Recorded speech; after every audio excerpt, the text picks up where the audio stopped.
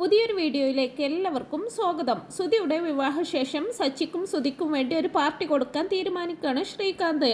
ഇല്ലടാ, ഞങ്ങൾ വരുന്നത് സുധിക്ക് ഇഷ്ടമാവില്ല, എന്തിനാടാ വെറുതെ എന്നൊക്കെ പറഞ്ഞ് സച്ചി കുറെ ഒഴിഞ്ഞു മാറാനൊക്കെ നോക്കുന്നുണ്ടെങ്കിലും ശ്രീയുടെ നിർബന്ധത്തിന് വഴങ്ങി ഒടുവിൽ സമ്മതിക്കുകയാണ്. ഇങ്ങനെ പോവാൻ റെഡിയാവുന്ന സച്ചി അവിടെ ഒരുങ്ങാതെ തുണി മടക്കി വെക്കുന്ന രേവതിയോടായിട്ട് നീ എന്തെടുക്കാന്നൊക്കെ ചോദിക്കുമ്പോ ഞാൻ ദോശ ചുടുകയാണ് കണ്ടില്ലേന്ന് ചോദിക്കും. എന്താ നീ ഇപ്പൊ പറഞ്ഞതെന്ന് ചോദിക്കുമ്പോ ഞാൻ ഇവിടെ തുണി മടക്കി വെക്കുന്നത് കണ്ടില്ലേ, പിന്നെ അത് ചോദിക്കണോന്ന് പറയുന്നുണ്ട് രേവതി. അല്ല, ഇന്നലെ ശ്രീകാന്ത് നമ്മളോട് റെസ്റ്റോറന്റിലേക്ക് വരാൻ പറഞ്ഞിട്ടുള്ളത്, നിനക്കത് അറിയില്ലേ എന്നൊക്കെ ചോദിക്കുമ്പോ അറിയുമെന്ന് പറയുന്നുണ്ട്. എന്നിട്ട് നീ വരുന്നില്ലേ, ഒരുങ്ങുന്നതൊന്നും കാണുന്നില്ലെന്നൊക്കെ പറയുമ്പോ ഞാൻ എന്തിനു വരണം, കപ്പിൾസ് ആയിട്ട് വരണമെന്നല്ലേ ശ്രീ പറഞ്ഞത്, ഭർത്താവിനും ഭാര്യയ്ക്കും വേണ്ടി നടത്തുന്ന പാർട്ടിയാണെന്നും പറഞ്ഞു. അതിനല്ലേ നിങ്ങളുടെ ഏട്ടനും ഭാര്യയും പോകുന്നത്, നമ്മൾ എന്തിനാ അവരോടൊപ്പം പോകുന്നത്, നമ്മൾ അതിന് ഭാര്യ ഭർത്താക്കന്മാരാണെന്നൊക്കെ ചോദിക്കുമ്പോ ഉത്തരം മുട്ടി പോകുന്നുണ്ട് കേട്ടോ സച്ചിക്ക്. നാട്ടുകാരൊക്കെ നമ്മളെ കുറിച്ച് അങ്ങനെയല്ലേ പറയുന്നതെന്നൊക്കെ പറയുന്ന സച്ചിയോടെ, അതെ, നാട്ടുകാരുടെ മുമ്പിൽ മാത്രം നമ്മൾ ഭാര്യ ഭർത്താക്കന്മാരെ പോയും ജീവിച്ചു തുടങ്ങിയിട്ടുണ്ടോ, കപ്പിൾസ് എന്ന് പറയാൻ മാത്രം ബന്ധം നമ്മൾ തമ്മിലുണ്ടോ,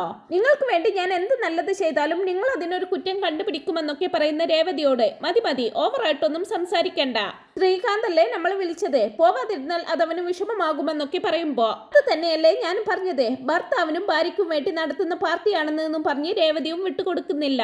നീ ഒന്ന് നിർത്തുന്നുണ്ടോ, നിനക്കിപ്പോ എന്താ വേണ്ടത്, നിന്റെ ഭർത്താവായിട്ടുള്ള ഞാൻ തന്നെയാണ് ഇപ്പൊ നിന്നോട് പറയുന്നത്, ഒരുങ്ങ് നമുക്ക് പോയിട്ട് വരാമെന്നൊക്കെ പറയുമ്പോ രേവതി ഒരുപാട് സന്തോഷത്തോടെ സച്ചി ഇങ്ങനെ നോക്കുമ്പോ നിന്റെ ഉണ്ട കണ്ണും വെച്ച് ഇങ്ങനെ നോക്കാതെ വേഗം റെഡിയാകെ നമുക്ക് പോയിട്ട് വരാമെന്നും പറഞ്ഞ് സച്ചി അങ്ങ് പോവാനൊരുങ്ങുമ്പോ സച്ചിയെ പിറകിൽ നിന്നും വിളിക്കുന്നുണ്ട് രേവതി. തുടർന്ന് ബെഡിലിരുന്ന് 2 സാരി കയ്യിലെടുത്ത് ഇതിലേതാ നല്ലതെന്നൊക്കെ ചോദിക്കുമ്പോ അപ്പൊ എല്ലാം എടുത്തു വെച്ചിട്ടാണല്ലേ നീ ഇതുവരെ സംസാരിച്ചിരുന്നത്, നിനക്ക് ഇഷ്ടമുള്ളത് ഉടുത്തോന്നും പറഞ്ഞു പോവാനൊരുങ്ങുന്ന സച്ചി എന്തോ ഓർത്തതുപോലെ തിരിഞ്ഞു നിന്നുകൊണ്ട് അതിലൊരു സാരി സെലക്ട് ചെയ്ത് കൊടുക്കുന്നുണ്ട്.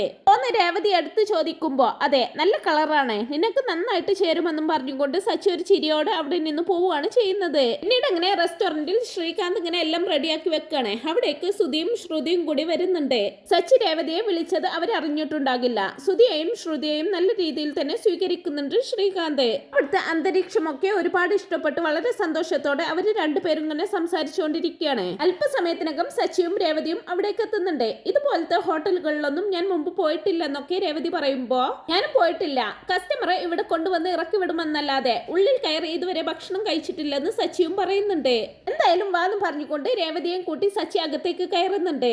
അവരെ കണ്ട് സുധി നിങ്ങൾ എന്താടാ ഇവിടെ എന്നൊക്കെ ചോദിക്കുമ്പോ ഭക്ഷണം കഴിക്കാൻ, അല്ലാതെ എന്താന്നൊക്കെ ചോദിക്കും. നിങ്ങൾ ഇവിടെ വന്ന് ഭക്ഷണം കഴിക്കാനോ എന്ന് സുധി ഒരു പുച്ഛത്തോടു കൂടി ചോദിക്കുമ്പോ ശ്രീകാന്ത് വിളിച്ചിട്ടാണ് ഞങ്ങൾ വന്നതെന്ന് പറയുന്നുണ്ട് രേവതി. ഇപ്പോഴേക്കും സൂപ്പുമായിട്ട് അവിടേക്ക് വരുന്ന ശ്രീകാന്തിനോട് നീ എന്താണ് ഇവനെ വിളിച്ചത് എന്നോട് പറയാതിരുന്നതെന്നൊക്കെ സുധി ചോദിക്കുമ്പോ ഫാമിലി ടുഗദർ ആണെന്ന് ഞാൻ പറഞ്ഞിരുന്നല്ലോ എന്നൊക്കെ മറുപടി കൊടുക്കുന്ന ശ്രീകാന്തിനോട് നീ മാത്രമേ ഉണ്ടാവുകയുള്ളൂ എന്നാ ഞാൻ കരുതിയതെന്ന് പറയുന്നുണ്ട് സുധി. അല്ലാതെ പിന്നെ നീ എന്താ കരുതിയത്, റെസ്റ്റോറന്റിൽ ശ്രീകാന്ത് മാത്രമേ ഉണ്ടാവുള്ളൂ എന്നോ, ഒരുപാട് പേര് ഭക്ഷണം കഴിക്കാൻ വന്നിട്ടുണ്ടല്ലോ, അറിവില്ലേ നിനക്ക്, ലൂസ് എന്നൊക്കെ പറഞ്ഞ് സുധിയോട് എന്തോ പറയാൻ തുടങ്ങുന്ന സച്ചിയെ തടയുന്നുണ്ട് ശ്രീകാന്ത്. എന്ന ഉടനെ തന്നെ തുടങ്ങിയോ എന്നൊക്കെ ഇങ്ങനെ സച്ചിയോട് ശ്രീകാന്ത് പറയുന്നത് കേൾക്കുമ്പോ ഇവനെ ഇങ്ങോട്ട് വിളിക്കേണ്ട വല്ല ആവശ്യവും ഉണ്ടായിരുന്നോ, ഇവനെ പോലെയുള്ളവർക്കൊക്കെ തട്ടുകടയാണ് നല്ലതെന്ന് പറഞ്ഞ് സുധി ഇങ്ങനെ കളിയാക്കുമ്പോ തട്ടുകടയിൽ നിന്നും പോലും ഭക്ഷണം കിട്ടാതെ കുറെ നാൾ നീ അലഞ്ഞില്ലേ, അതെല്ലാം നീ മറന്നോ, പഴയതെല്ലാം ഞാൻ ഇവിടെ വിളമ്പണമെന്നും ചോദിച്ച് സുധിയുടെ വായടപ്പിക്കുന്നുണ്ട് സച്ചി.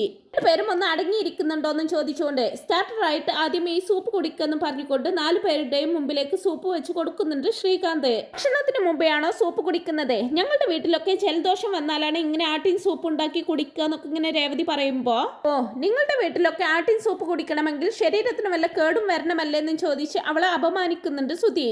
കേൾക്കുന്ന ശ്രുതി പൊട്ടിച്ചിരിക്കുമ്പോ സുധിയും അവളുടെ കൂടെ ചിരിക്കുകയാണ്. ഹാങ്ക് വല്ലാതാവുന്നുണ്ട് കേട്ടോ രേവതി. രേവതിയുടെ മുഖം വാടിയത് കണ്ടേ നിങ്ങൾ പിന്നെ ആട്ടിൻ സൂപ്പിലാണല്ലോ ദിവസം കുളിക്കുന്നതെന്ന് പറഞ്ഞുകൊണ്ട് അവർക്ക് നല്ല മറുപടി കൊടുക്കുന്നുണ്ട് സച്ചി. അവരങ്ങനെ അത് കുടിച്ചുകൊണ്ടിരിക്കുന്നതിനിടയിൽ ശ്രീകാന്ത് പറയുന്നത് എനിക്കിപ്പോ എത്രമാത്രം സന്തോഷമായെന്നറിയോ, ഞങ്ങൾ 3 ആണുങ്ങളായതിൽ എനിക്ക് നല്ല വിഷമമുണ്ടായിരുന്നു, പെണ്ണെന്ന് പറയാൻ അമ്മ മാത്രമല്ലേ ഉണ്ടായിരുന്നുള്ളൂ, ഇപ്പൊ നിങ്ങൾ 2 പെണ്ണുങ്ങൾ വന്നപ്പോഴാണ് അതൊരു കുടുംബമായത്, എനിക്കതിൽ ഒരുപാട് സന്തോഷമുണ്ടെന്നൊക്കെ പറയുന്നുണ്ട് ശ്രീ. എനിക്ക് ആദ്യം മുതലേ ഇതുപോലൊരു കുടുംബത്തിൽ വന്ന് കയറാനായിരുന്നു ആഗ്രഹം, നിന്റെ അമ്മ കാരണം അത് നടന്നെന്നൊക്കെ ഇങ്ങനെ ശ്രുതി പറയുമ്പോ എന്താടാ ശ്രീകാന്ത് ഇത്, ഇവിടെ പാർട്ടിയാണോ നടക്കുന്നത് അത് അമ്മയെ പുകയത്തിലാണോ നടക്കുന്നത്, വെറുതെ ഓവറായിട്ട് സംസാരിക്കുന്നൊക്കെ പറയുമ്പോ സച്ചിയെ ഇഷ്ടക്കേടോടെ നോക്കുകയാണ് ശ്രുതി. തുടർന്ന് സൂപ്പ് ശ്രീ ഉണ്ടാക്കിയതാണോ എന്ന് ചോദിക്കുന്ന രേവതിയോട് ഇല്ല, വേറൊരു ഷെഫ് ഉണ്ടല്ലോ അദ്ദേഹം ഉണ്ടാക്കിയതാ, ഞാൻ ഉണ്ടാക്കിയതൊക്കെ കൊണ്ടുവരുന്നതേ ഉള്ളൂ, ഇപ്പൊ വരുമെന്നും പറഞ്ഞുകൊണ്ട് അവർക്കായിട്ട് ഉണ്ടാക്കി വെച്ചിരിക്കുന്ന ഓരോ ഡിഷുകളായിട്ട് കൊണ്ടുവെക്കുന്നുണ്ട് ശ്രീകാന്ത്. സ്പെഷ്യൽ ആയിട്ട് ഉണ്ടാക്കിയതാണേ, കഴിച്ചിട്ട് എങ്ങനെ ഉണ്ടെന്ന് പറയാനൊക്കെ പറയുമ്പോ വേഗം തന്നെ നൈഫും ഫോർക്കും എടുത്ത് അത് കഴിക്കാനായിട്ട് തുടങ്ങുമ്പോ രേവതിയും അതുപോലെ ചെയ്യാൻ ശ്രമിക്കുന്നുണ്ട്.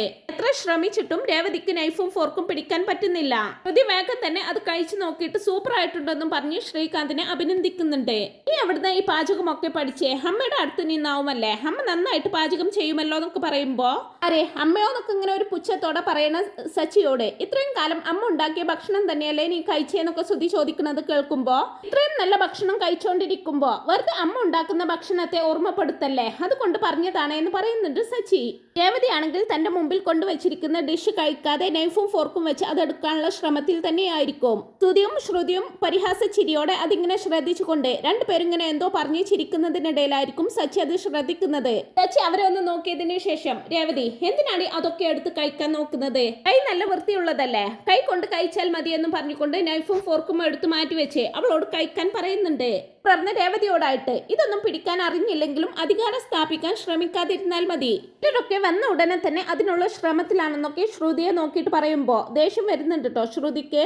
എന്താണ് ഇതൊന്നും മനസ്സിലാവാത്തതുപോലെ സംസാരിക്കുന്നതെന്നൊക്കെ ചോദിക്കുന്ന ശ്രീകാന്തിനോട് നിനക്ക് മനസ്സിലായില്ലെങ്കിലും മനസ്സിലാവേണ്ടവർക്ക് മനസ്സിലായിട്ടുണ്ടാവുമെന്ന് പറയുന്നുണ്ട് സച്ചി. തുടർന്ന് 4 പേരും ഇങ്ങനെ മിണ്ടാതിരുന്ന് ഭക്ഷണം കഴിക്കുമ്പോ ഇതെന്താ സൈലന്റ്, എന്തെങ്കിലുമൊക്കെ സംസാരിച്ചിരിക്കുന്നു പറയുന്നുണ്ട്. ഇതുവരെ അറിയാത്തൊരു കാര്യമുണ്ട്, അതിനെ കുറിച്ച് ചോദിച്ചോട്ടെ എന്നും പറഞ്ഞുകൊണ്ട് ശ്രുതി രേവതിയോടായിട്ട് നിങ്ങളുടെ കല്യാണം എങ്ങനെയാ നടന്നത്, നിങ്ങൾ എങ്ങനെയാ കണ്ടുമുട്ടിയത്, ലവ് മാരേജ് ആയിരുന്നോ നിങ്ങളുടേത്, ആ കഥയൊന്ന് പറഞ്ഞു തരുമോ എന്നൊക്കെ ചോദിക്കുമ്പോ സച്ചി സുധി ഒന്ന് നോക്കിയതിനു ശേഷം ലവും കിവൊന്നുമല്ല, ഇവൻ എന്താ അതൊന്നും നിന്നോട് പറഞ്ഞു തന്നില്ലേ എന്ന് ചോദിക്കുന്നുണ്ട്. വേറെ ഉള്ളവരെ കുറിച്ചൊക്കെ സംസാരിക്കാൻ നല്ല മിടുക്കാണല്ലോ, അവനെ കുറിച്ചൊന്നും പറഞ്ഞു തന്നിട്ടില്ലേ എന്നും കൂടി ചോദിക്കുന്നുണ്ട്.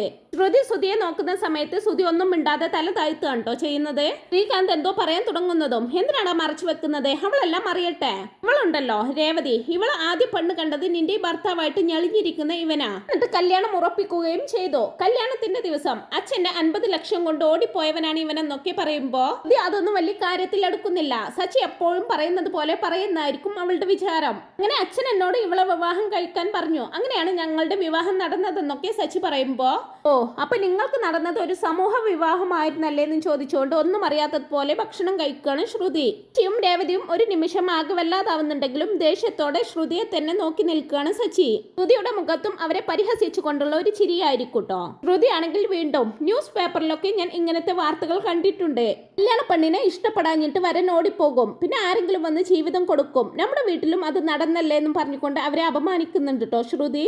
അതെല്ലാം കേട്ട് വിഷമത്തോടെ കരച്ചിലിന്റെ വക്കിലെത്തിയ രേവതി ഭക്ഷണം മതിയാക്കി എണീക്കാണ് ചെയ്യുന്നത്.